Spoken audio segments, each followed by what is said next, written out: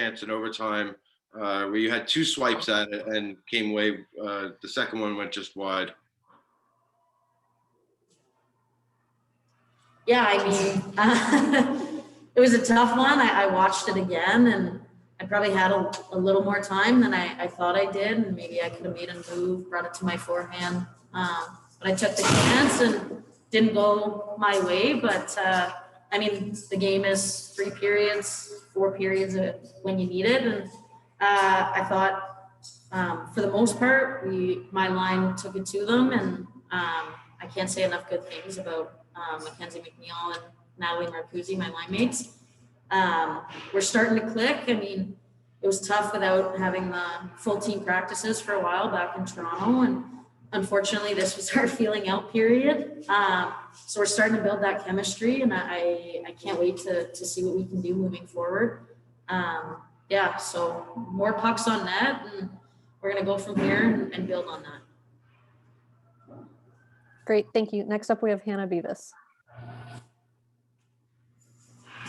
It's a really tough loss being up 5-1, but I was wondering if you could talk about your special teams today. Allowed some goals on the penalty kill, but your power play looked really sharp, and your penalty kill did it well. I have to give all the credit to my 2 assistant coaches, Spiros Anastas and Lisa Haley. They're both experts in their field, and they really have worked hard. Like, we were up all night last night watching video, and this morning with meetings with the kids. It's what you have to do to win a short-term competition. So it's, you know, from face-off details all the way to how to move the puck off the breakout. Like, we were really working hard on that. So those 2 guys really worked hard, and the players responded by listening. Yeah.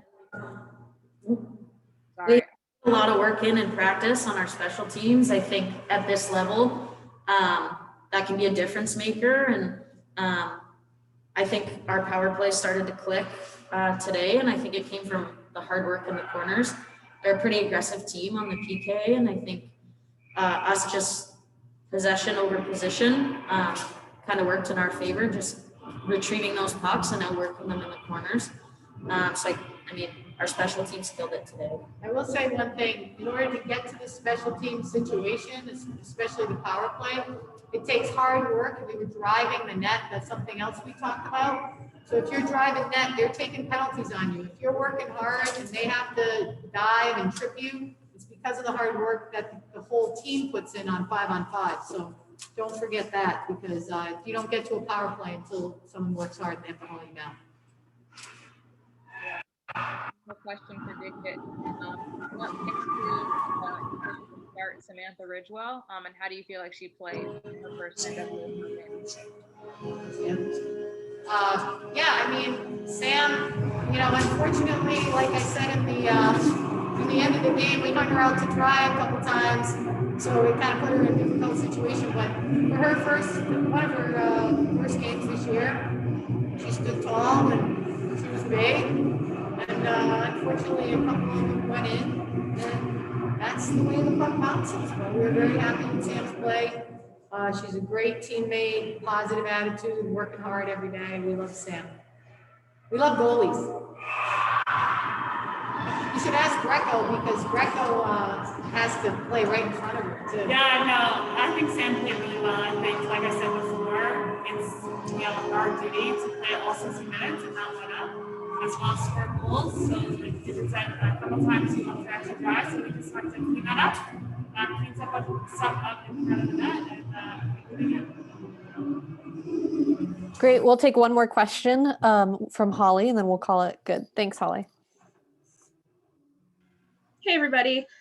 This question is for Digit. So in a game like this, especially one where you go to the shootout, you've got to make a lot of important decisions. So how do you decide who takes those opportunities in the shootout? Well, first of all, I ask all my assistants, and then we make a choice. But we've practiced that a lot in practice, because we only have a few people on the ice for practice, so we can do shootouts, right? We do have to shootouts, so we practiced that a lot in Toronto. We knew who came and who can score. We practice that a lot, so we know the ones that we're going to put in before this even competition even happened. But then you go with your gut, who's having a good game, who's not. I mean, honestly, like Bucky can score at will. Like I rarely see her miss a shot. She never misses. And Woodsy, she scores all the time too. So I was like, shoot at it, we got this. And then the post. Seriously, like those two guys they score a lot. Wouldn't you guys say? I've never seen Bucky miss a shooter. Jinx, we're knocking on wood.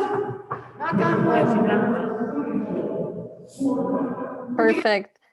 By the way, for covering this, it really means a lot to have the media helping spread the good word. Because without you guys, tree falls in the woods and no one hears it, doesn't make a sound. So thank you. Appreciate it. Thanks, Toronto. Here, right? Don't we have to do Mitch's or not? Thanks everyone for joining. We'll see you next time.